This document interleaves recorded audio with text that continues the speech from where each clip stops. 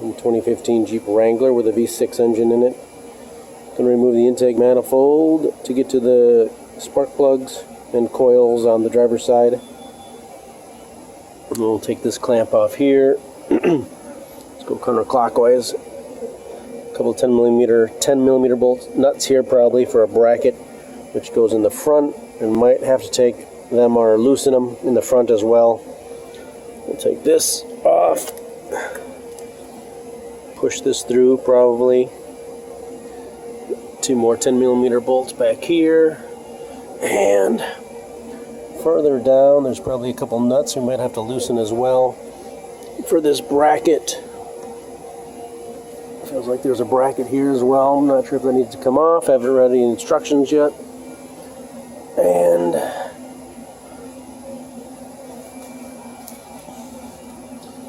maybe this bracket and the connector as well is going to have to be moved. 10 millimeter bolts. And remove these two hoses here, off of here. And then it looks like we got 8 millimeter bolts going down, plus a torque spec.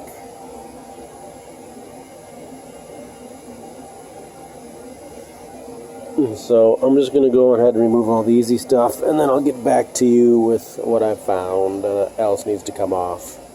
Hey, I'm Todd. Thanks for watching my video, and do all that good YouTube stuff. Share it, like it, hit the notification bell, thumbs up, subscribe, all the things that you do.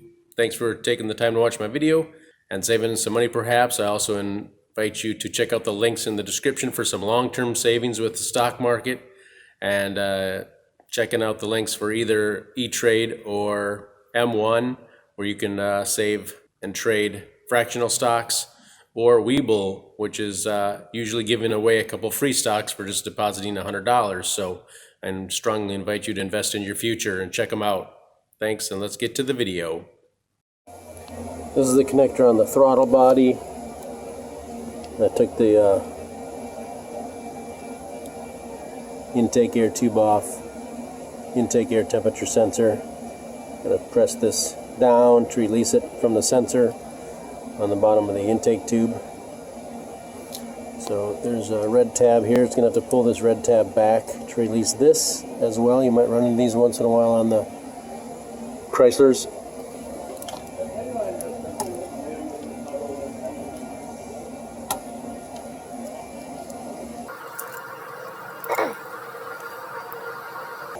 Should be just pushing this down and releasing. It's also on the throttle body here underneath. You can release it from there.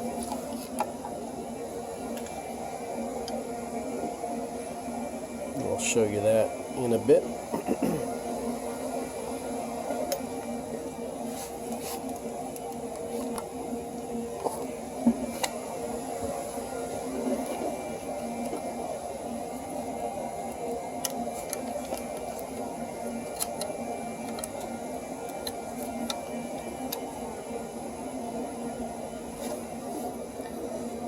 Sometimes it's a little easier to get underneath here in the back side and pull up than it is to push down on that side. So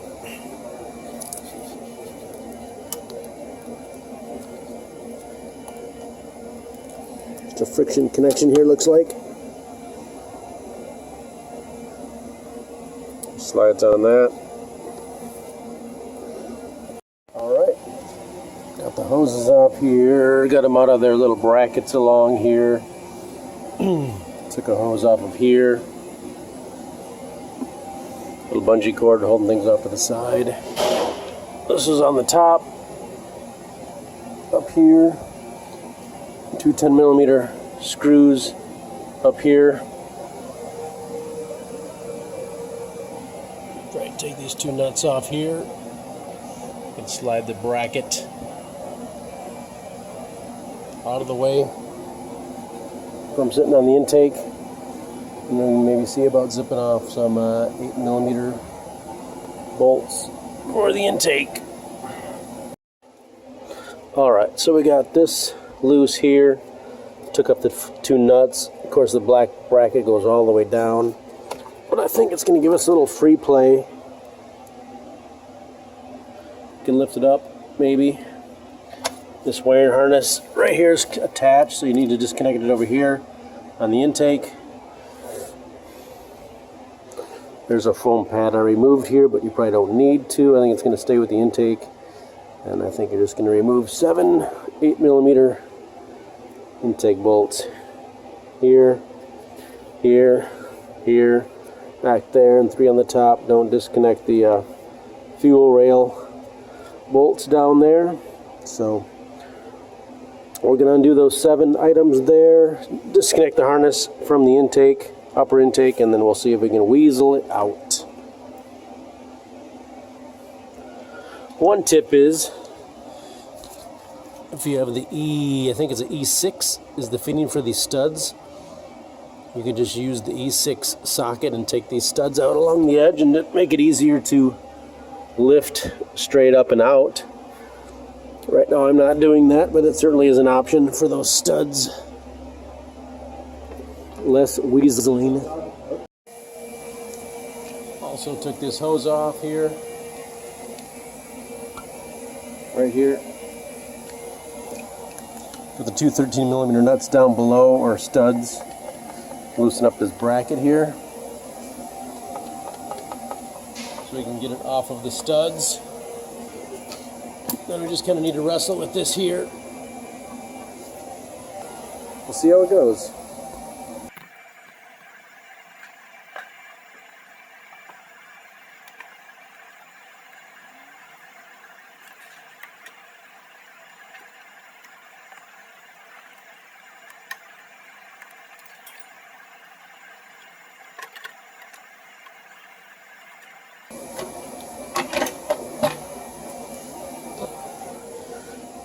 So one thing I think will help you is I didn't loosen the bracket on this driver's side back enough.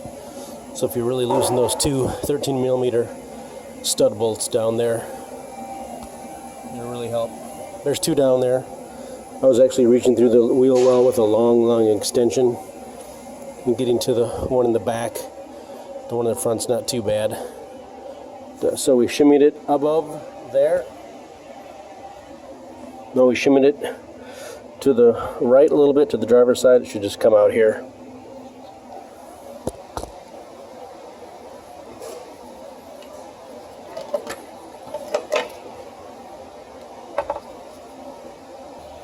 It is out.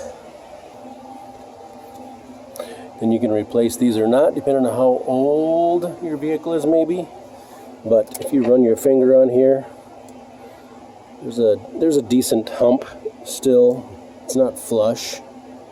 So, I mean, I can't believe the kit's any more than $12 or $15. I don't know how much they are actually, but not too much. Just pull these out and push the new ones in place. All you need to do, you can take this off and we'll be getting to our coils.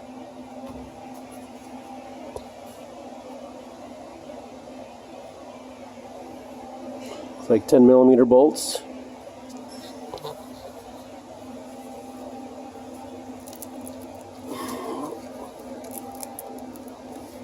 Push down on the tab and release it. Again, I might get a pick on the other side and take it out. Not wanting to release. Yeah.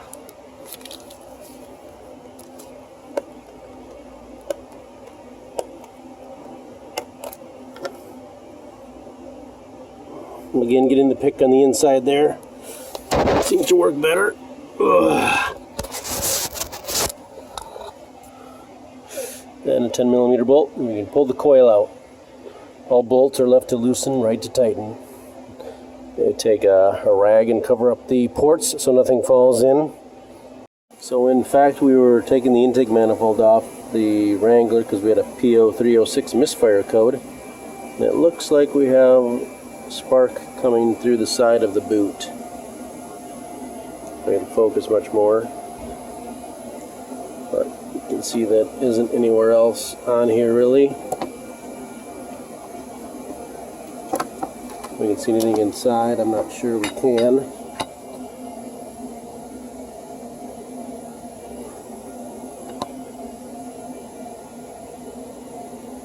Not in the camera necessarily, but that's why we're taking off the intake, and we'll probably replace this coil. and spark plug.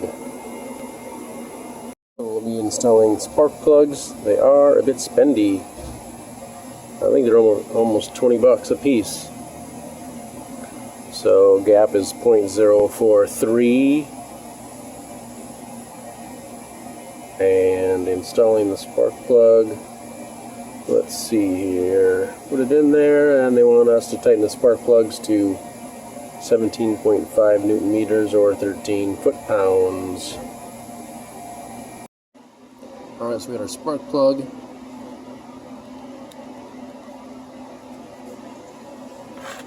Our gapper.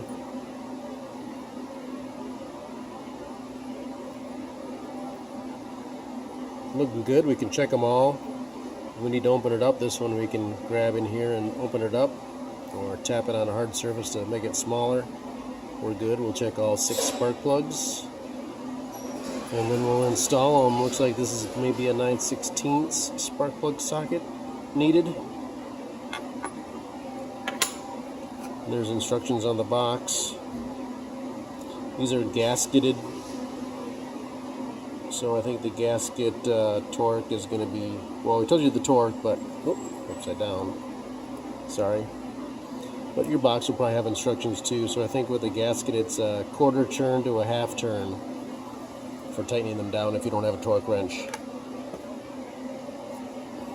They're just a regular 5/8 spark plug socket size. Has a little rubber boot inside here to help hold the spark plug. Get a little weak, but still you can see it's holding it. Makes it easier to take the spark plugs out of the holes with the right proper spark plug socket. We're here to have the coil out, so we'll just put our spark plug socket and extension and 3/8 ratchet and take out the old spark plug. If I didn't mention it, I'll mention it again. All bolts are left to loosen, right to tighten.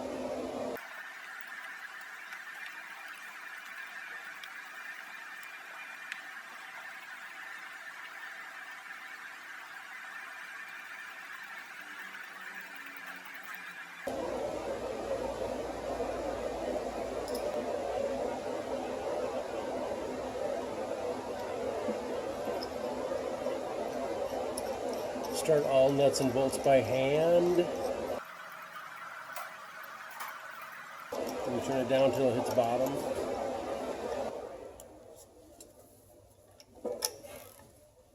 Quarter, half, a little more.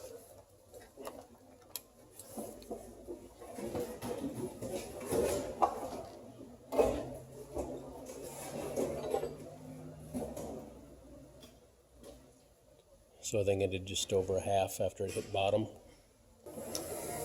Check it with the torque. Yep. There we go. That's replacing your spark plugs. Removing your intake manifold on your 3.6 liter Jeep Wrangler. I think the bracket over on that side is a little different than on like a truck or whatever else they put this into. So might be a couple variations on the 3.6. All I'd say is I didn't loosen this bracket enough here. I'll maybe go down there and take my time and take the 13mm stud nut down, loosen it further. So you can show you through the wheel well maybe, if it'll get on camera.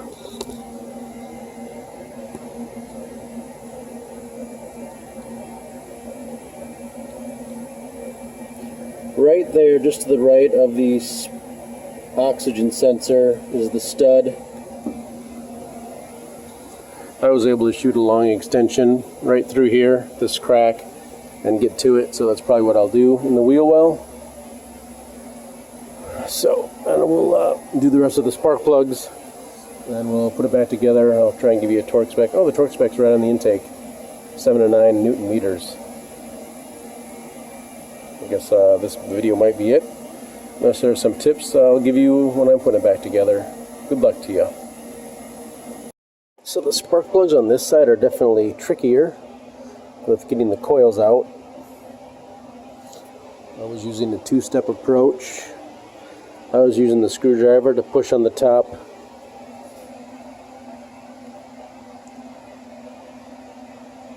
Right there. Now I'm using a pick to get underneath there and separate it.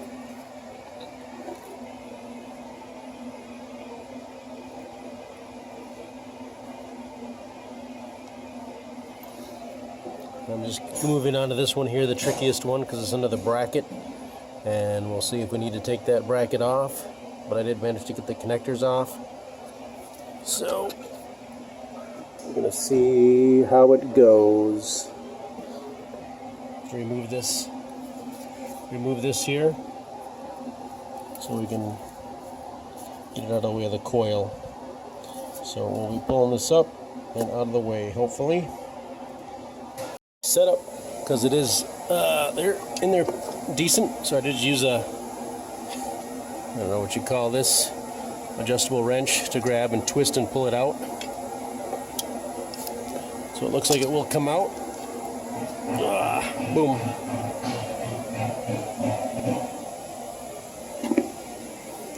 Tight fit for sure. I think the pick and the screwdriver is the way to go for this. It's a tight fit, but it's doable. Alright, so for this setup here, there's enough flexibility and there's enough wire you can... I'm putting it back together, but you can see that I've got it snapped in here. Like we can drop it into place. There's enough flexibility in the coil boot itself to go down, I think, where it needs to go. Yes, everything's good. It's snapped in. The 10mm there is ready to be installed, so we're good. So probably can also pull it out. There's enough slack in there. I didn't, but now that I've experienced it once, you can probably pull it out a little ways and unplug it. And you saw I'm using a long, deep 9/16 spark plug socket. So on this set I'm using a swivel, and I'm able actually to pull back on this casing. There's enough free play in that to get my long socket spark plug down in there. But if you just have a regular stubby socket, you could probably use that, and maybe a 3-inch extension and a swivel to get over here. So just the right combination of spark plug socket, extension, and swivel, and you should do just fine. You find bungee cords to be good third hands and fourth hands. I did go down and loosen that a little bit more, and then I got a bungee cord to hold it back. Make installation a little bit easier. And if I do it again, removal as well. To install, and yes, it's backwards. These are supposed to stay inside this, but I think to make it easier to install, just give it a turn or two, lefty-loosey, to get the threads to bite into the intake so they stay up. I think it's going to help you install it. So just give it a turn or two with your fingers. They all should stay up, and that should make it much easier to install. Here's the back side with that hidden bolt back there. That's really it, I think. We'll just drop it back into place and torque it down to the specs on the intake.